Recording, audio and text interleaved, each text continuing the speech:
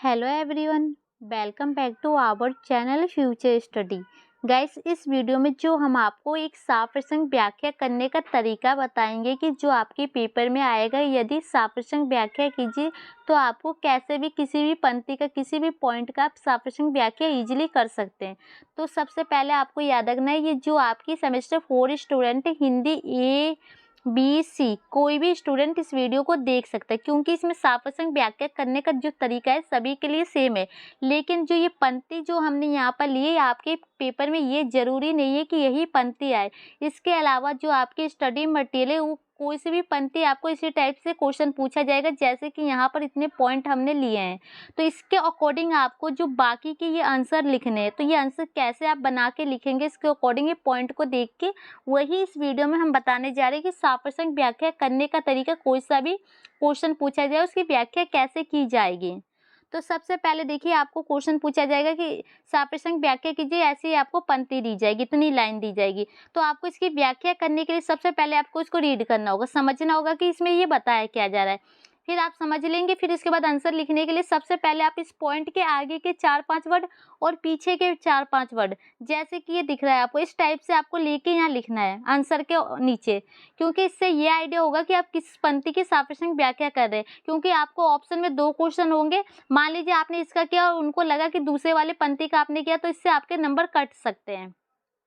तो ये समझ में आ गया। तो सबसे पहले आपको इसको पढ़ना है। इसमें देखिए क्या बताया जा रहा है। तो ये पंक्ति आपके सामने देखिए, इसमें आपको ये बताया जा रहा है, वो अपनी दुखभरत एक औरत है जो कहानी अपनी सुना रही है कि जैसे क्या बताऊं, गरीबी की बीमारी थी, 5 साल हो गए पेंशन पर बैठे पर पेंशन अभी तक नहीं मिली। मतलब इसको ना देखो, इसमें आपको पंक्ति से ही समझ में आ रहा है कि अपनी जो एक कहानी बता रही है कि 5 साल से पेंशन के चक्कर काटे लेकिन अभी तक इनको पेंशन नहीं मिली। और वहां से ना 10-15 दिन में एक बार वो अपना चिट्ठी लिखते थे कि हमारे पेंशन का क्या हुआ, तो उनका कोई भी जवाब नहीं आता था, और आता भी था तो कहते थे हम इस पर कार्य कर रहे हैं, देखो तुम्हारी पेंशन के मामले पर हम विचार कर रहे हैं, मतलब कार्य करें।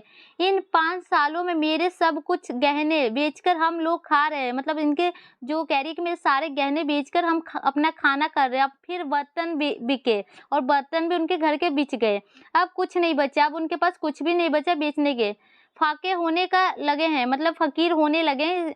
ये पंक्ति की लैंग्वेज है। तो ठीक है, चिंता में घुसते घुसते और भूखे मरते मरते उन्हें दम तोड़ दिया, मतलब वो चिंता से इतना चिंता के अंदर इतने ज्यादा घुस गए डीपली कि वो मरते मरते अपने दम को तोड़ दिया, वो मर चुके हैं। और ये कहानी जैसे कि आपको पता है, जो आपने हिंदी एक स्टूडेंट को पता होगी, ये भोला नाम का जो कहानी है, जो कि उस पंक्ति से हमने ये पॉइंट लिया है कि उनके साथ कैसे अत्याचार हुआ था पेंशन के अकॉर्डिंग, उसी के बारे में। तो इतनी कहानी आपने पढ़ी, समझ में आया क्या कि इसमें एक औरत है बेचारी अपनी दुखभर कहानी सुना रही है कि कैसे उसके पेंशन को पैसे नहीं मिल रहे उसके पति के, और उसका पति लास्ट में मर जाता है पेंशन के इंतजार में।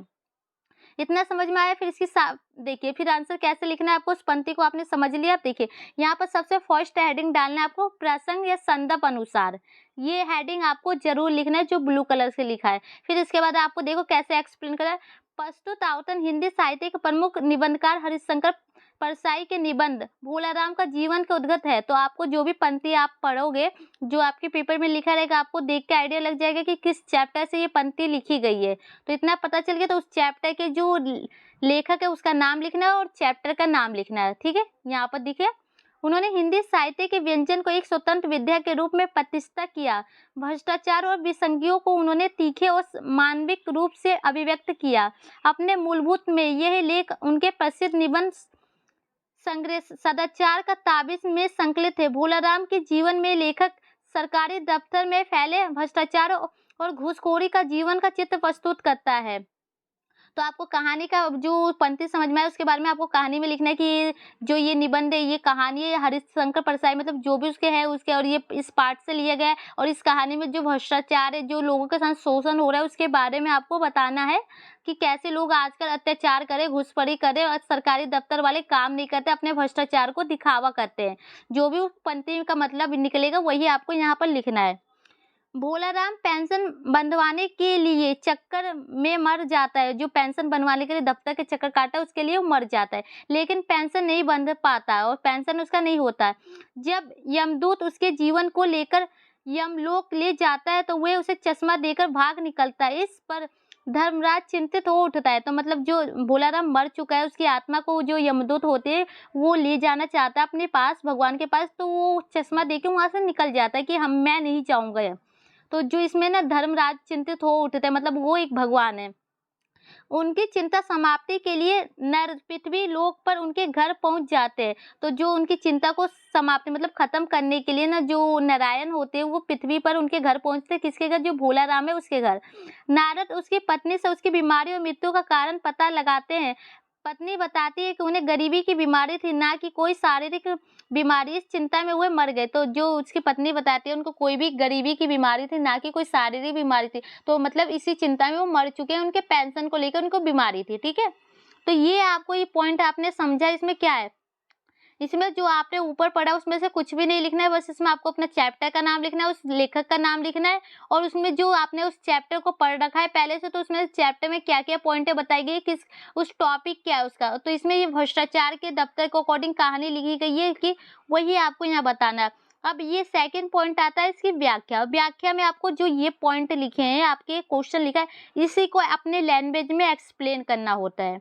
जैसे इसका आपको एक एक लाइन का मतलब समझ में आ रहा है क्या कहना चाह रहे हैं, तो इसको अपनी लैंग्वेज में जो एक्सप्लेन करेंगे ना उसको व्याख्या कहेंगे। जैसे देख सकते हैं, व्याख्या। प्रस्तुत आवतन में भोलाराम की पत्नी नारद जी से कहती है कि हे महात्मा, मेरे पति को कोई शारीरिक बीमारी नहीं थी। वे सरकारी दफ्तर के चक्कर काटकर परेशान हो गए थे। 5 साल ऐसे सेवानिवृत्त के बाद उनकी पेंशन नहीं बांध पा रही थी। इस चिंता में कि घर का खर्चा कैसे चलेगा, घर के गहने और बर्तन बिक गए। जब कुछ नहीं बचा तो फकीर शुरू हो गए। इस चिंता में उनकी मृत्यु हो गई। उनकी गरीबी की बीमारी में जान चली गई। पेंशन तो मिली ना, लेकिन पेंशन वाला चल बसा। इस चिंता में घुसकर उन्होंने दम तोड़ दिया। तो ऊपर जो हमने कहानी बताई थी वही यहाँ पर एक्सप्लेन कर दिया कि उनकी पत्नी जो नारद मुनि से कहती है कि उनकी जो बीमारी का कारण शारीरिक बीमारी नहीं है, जो कि उनका चिंता की बीमारी, जो दफ्तर में उनके 5 साल के पेंशन के अकॉर्डिंग वो बार बार चक्कर काटे, लेकिन उसका कोई भी सॉल्यूशन नहीं निकला।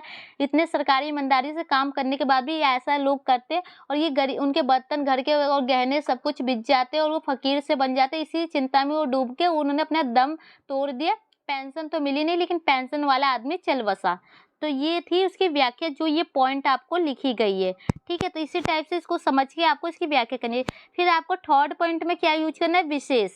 मतलब विशेष आपको जरूर लिखना है। देखिए इसमें आपको क्या बताया जाए, प्रस्तुत आवतन में होने वाले काम काज पर लेखक द्वारा टिप्पणी की गई है कि यह आदमी सरकारी दफ्तर के चक्कर काटकर मर जाता है, लेकिन उसका काम नहीं होता।